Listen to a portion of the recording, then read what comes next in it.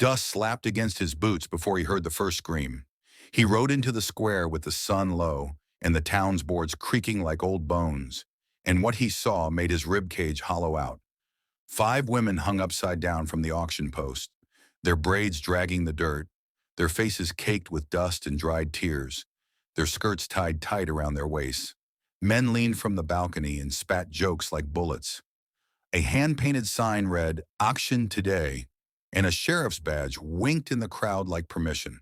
The sound was a dozen voices, hawks, the crack of a whip, and one thin, dying sob that threaded through everything. He froze because of a small, stupid thing. A crescent tattoo behind the left ear of the woman in the center, half hidden by her tangled hair. He recognized that mark like a brand on memory. It was the same crooked crescent his boy had traced one thin afternoon on a page they tore from a pocket Bible, an idle imitation of the moon his son loved. The sight of it hit him with a weight that had nothing to do with the rope. His hand went to his belt without thinking. His mouth tasted of copper. They called him Elias Thorne. To some, he was a rancher who kept to his land and his beasts. To others, he was a man who had learned how to carry a past without saying its name. He had a face that the desert had weathered into granite, eyes that never let anyone see the inside, and a voice like crushed gravel. He had come back to this county to settle fences and to avoid debts.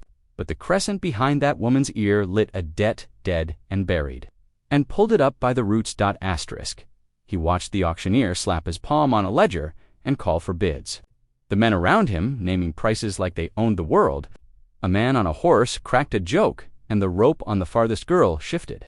The woman with the crescent looked at him direct, unblinking, then turned her face away, as if to hide the recognition of being seen as something less than a person.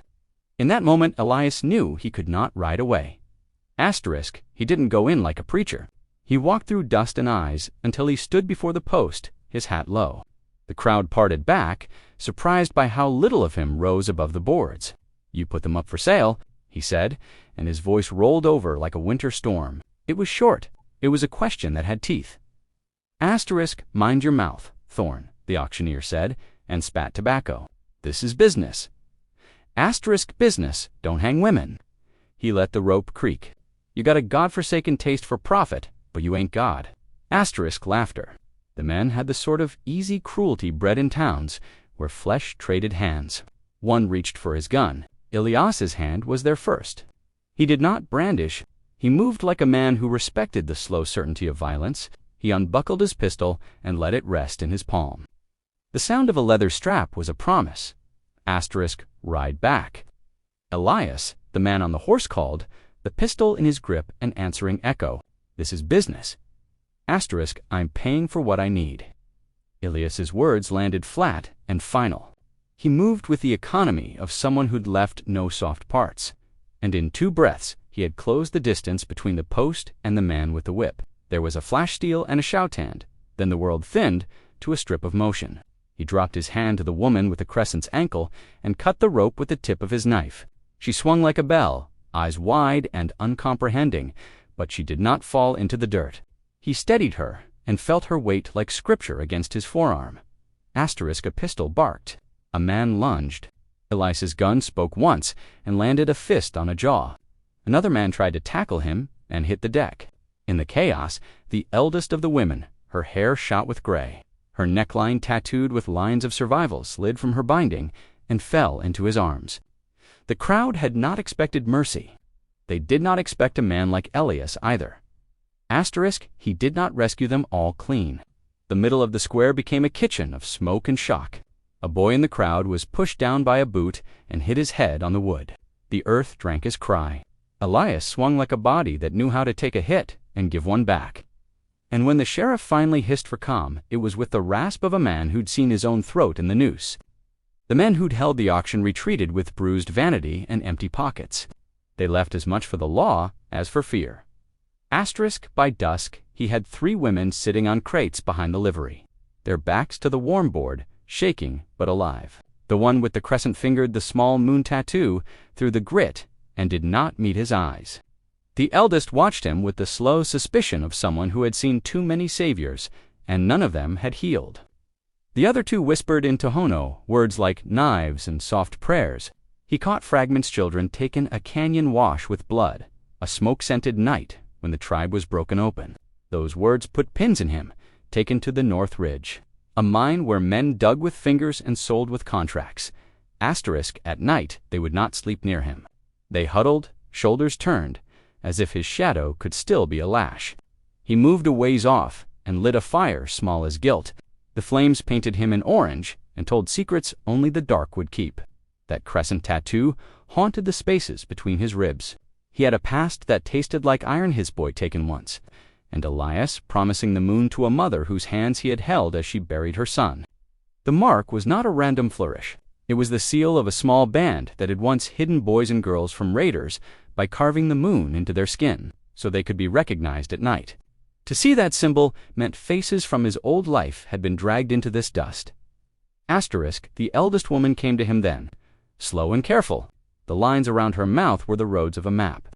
"You know that, Mark," she said, direct as a bullet, in halting English. Asterisk, he did not try to shave the truth. "It was my boy's," he said. "I taught him to draw moons on paper." The words hurt less to say than they did to remember. "I owe something. I don't know what it'll be yet." Asterisk, she looked at him long like a judge. "We don't need your pity," she said. "We need our children and the men who took them."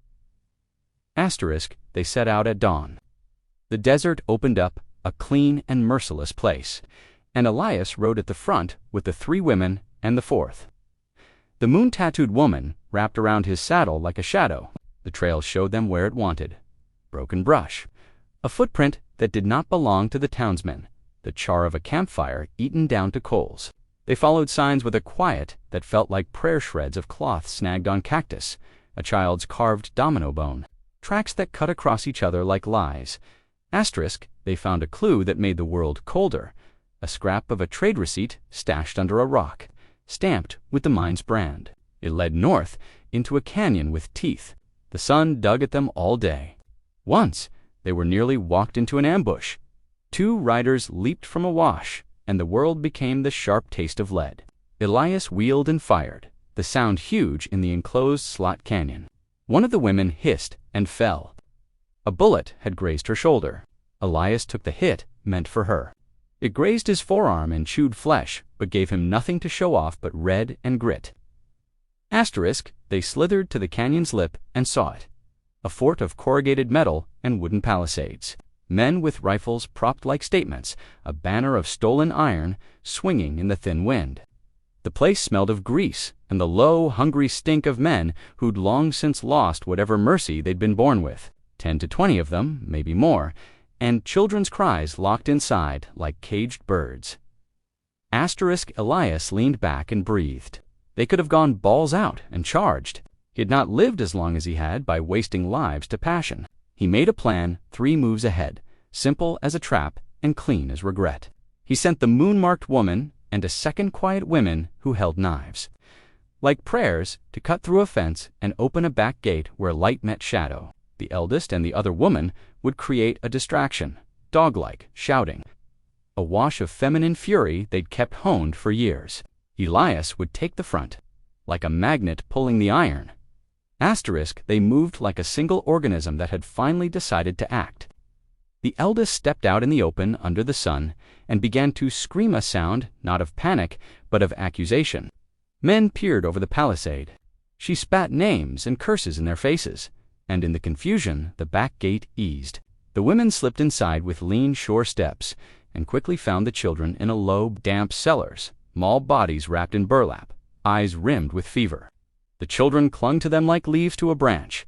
Asterisk, Elias walked the front gate like a man walking to his funeral. A rifle cracked, and he ducked. Dust took his breath. A bullet nicked his thigh. He pushed forward anyway, and someone lunged for the moon-marked woman who'd followed and offered herself as a decoy. Elise's hand moved on instinct, and he took the blow meant for her square in the chest. The breath left him in a sound that made the canyon still. He fell, but only for a second, and then the world became chaotic grace. The women, those same women he'd rescued from a platform, turned into wolves. They fought with the ferocity of mothers who'd already buried half their kind. Bones were used to pry guns, Braids used to blind. The eldest snapped a lariat of rope into a man's face and twisted like a millstone. They used knives kept secret in boots. They had the kind of fury carved by loss. When it was done, the air smelled like copper and lemon soap. Men lay groaning, some dead, some learning that their cruelty had cost them more than coin. The children huddled toward Elias and into the arms of the moon-marked woman, who ran her fingers through their hair as if smoothing out stars. He coughed, and blood tasted like old promises. He had taken the bullet that seared through his ribs. His lungs were knots, his breath shallow as a canyon creek in drought. They carried him to shade and made a bed of blankets. The eldest sat at his head with her hands folded. No softness in her face, but a hard, clean gratitude. Around them the children slept, small chests rising and falling, fingers still sticky with the bread the women had stolen from the fort's stores.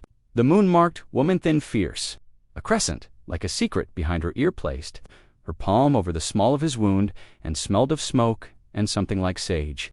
She leaned close and whispered a name that had no claim on him, and yet somehow did. Thorn. It was not pity, but recognition.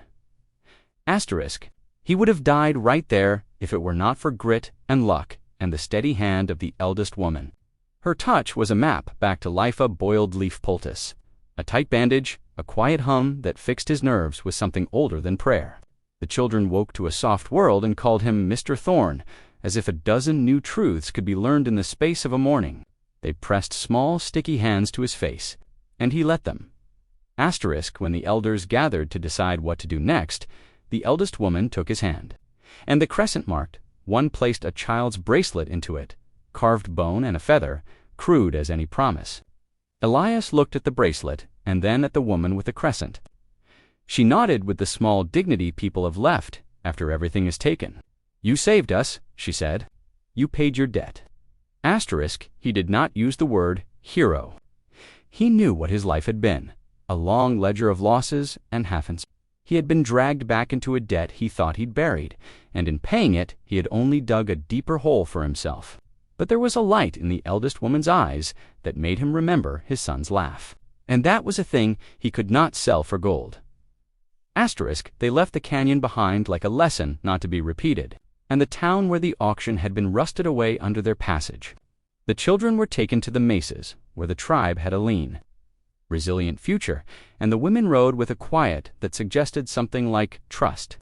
Elias rode with them to the edge of a road, his wound wrapped, his breath coming in less jagged counts. The moon-marked woman tugged at the laces of his boot and slipped the tiny bone bracelet into his palm. She pressed the crescent of her ear to the wind and smiled with no teeth. "You keep this," she said. "So you remember." He looked at the bracelet and at the crescent behind her ear that matched the one on his son's memory. And something in him eased. He had given blood. He had taken a life of violence and turned it into something that could heal. The debt had been paid not with coins, but with the raw currency of risk. Elias Thorn rode away as the sun lowered itself like an apology. Behind him, the women and children moved up toward their camp, a procession that looked for all the world like a slow, stubborn sunrise. He did not look back until the road bent and the town was a smudge on the horizon. Then he tipped his hat, fingers brushing the bone bracelet tucked warm against his palm, and said a prayer that sounded less like begging and more like a promise. The desert took his footsteps. The moon climbed and made its small crescent against the sky. Somewhere a child would trace it on paper and fold it into a pocket Bible. And the world would be one small, better thing for a man who had finally learned how to answer a debt with mercy.